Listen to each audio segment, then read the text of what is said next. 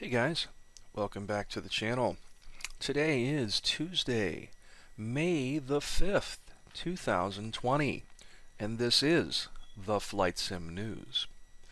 So, the big announcement that we were waiting for from the new Microprose has been dropped. Microprose is back.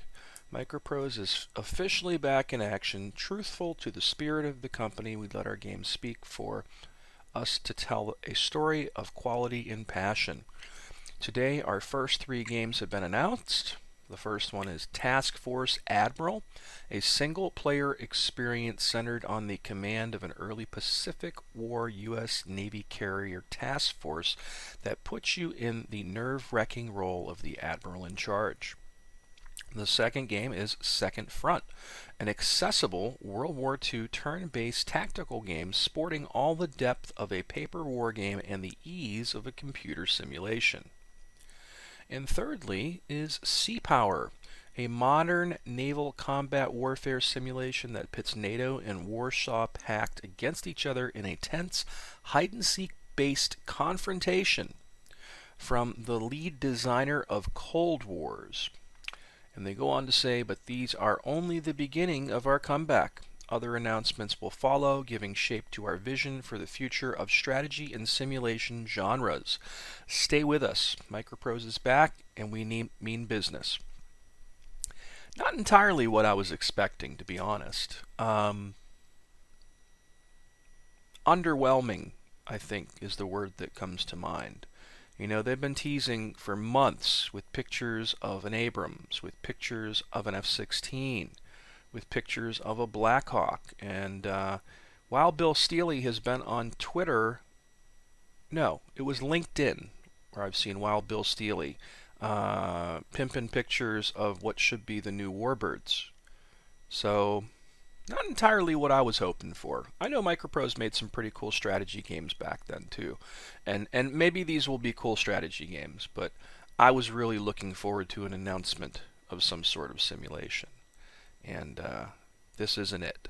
So I know there's more to come, but here's to hoping that it's going to be a lot more, exciting than some strategy games.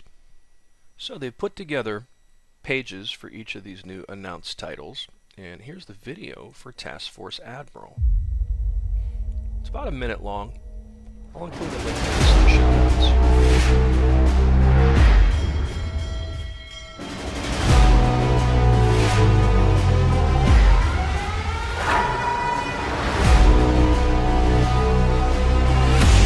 Romeo Jack to flight. Buggy Spectre 290.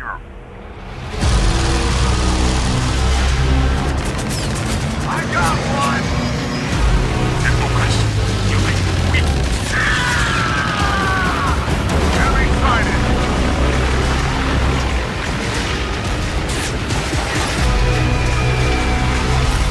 Press 1, flat top.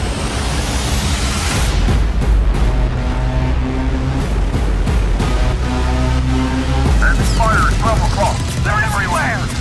Order attack! Somebody get them off of us!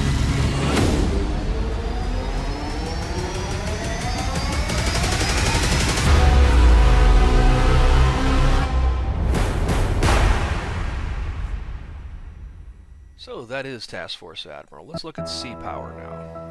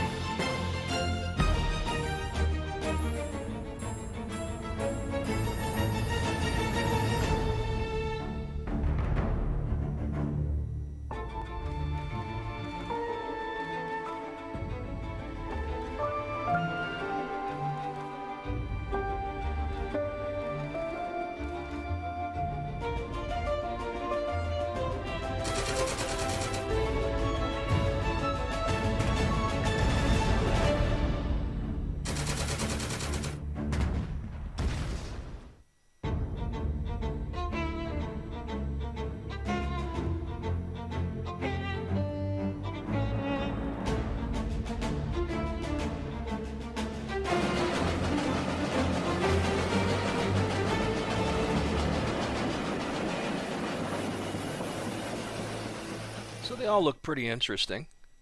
I like the modern one best by looking at it.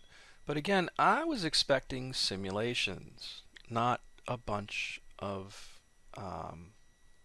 strategy games.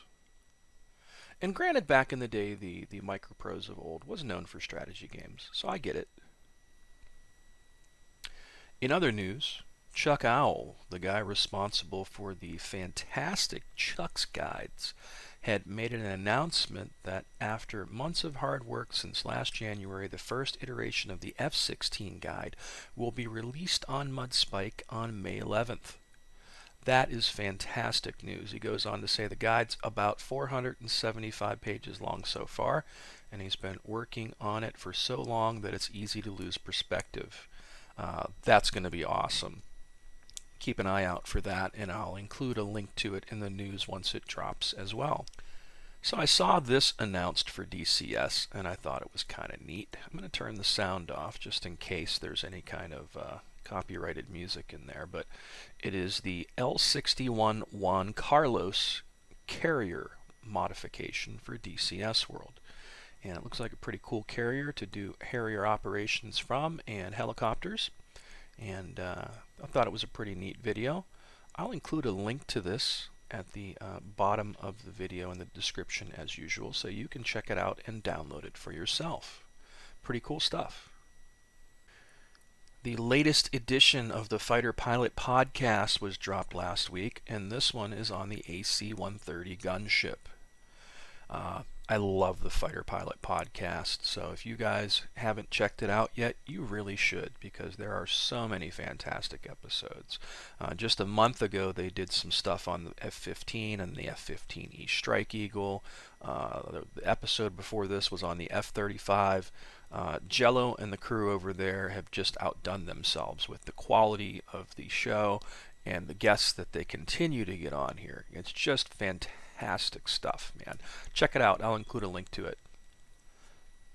So, PC Gamer has had a hands-on with Microsoft Flight Simulator.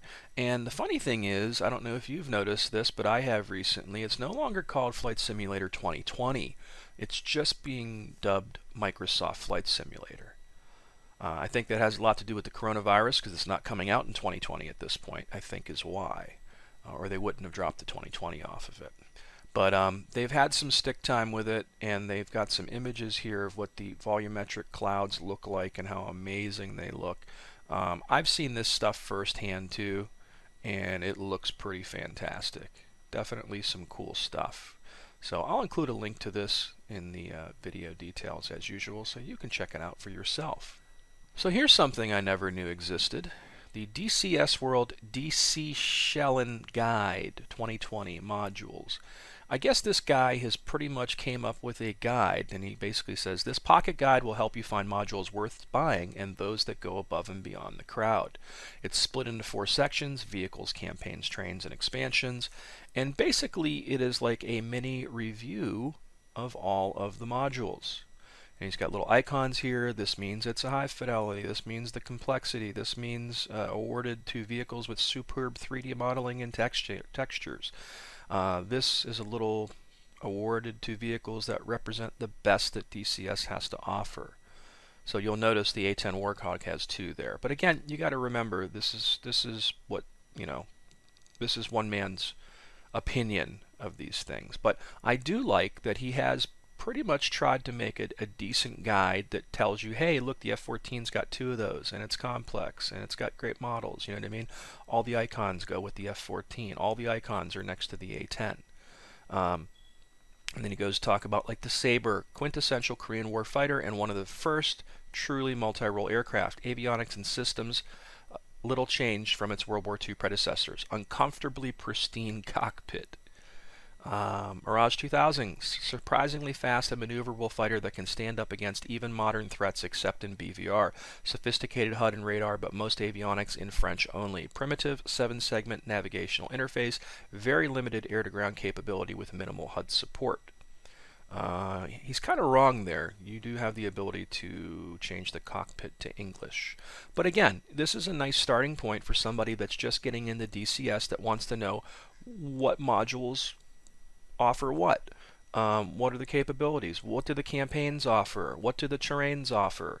A very nice little guide. So I'll include a link to that at the bottom of the video as usual. And that's pretty much it for this week, guys. It's been kind of a slow week. I was expecting a simulation to be announced. And I've known Wild Bill Steely on and off over the years because I worked with those guys back when Wild Bill was at Interactive Magic. And what I'm afraid of is that I'm hoping this new Microprose isn't Interactive Magic Part 2. And the reason I say that is Interactive Magic was a good company. They did a lot of interesting and good products, but the other half of the products weren't all that great. And prime example was IF-22 is going to go down in history as probably the worst F-22 simulation ever. It was very promising when it came out, and I had done some previews of IF-22 before it was released back in the day at PC Multimedia and Entertainment Magazine, which I had owned with a partner back then. And I was pretty much the voice of flight simulations and combat flight simulations back in the mid-90s up into the early 2000s online. That's how I ended up working with Andy Hollis and the guys at Jane's on the Longbow and Longbow 2 projects as one of the outside beta testers that were handpicked. I had ended up with, they took a quote from a preview and put it on the box when the game was released. And I was like, oh my god, I got my first box quote. This is awesome. You know, Rod White from PC Multimedia and Entertainment Magazine on the box of IF-22.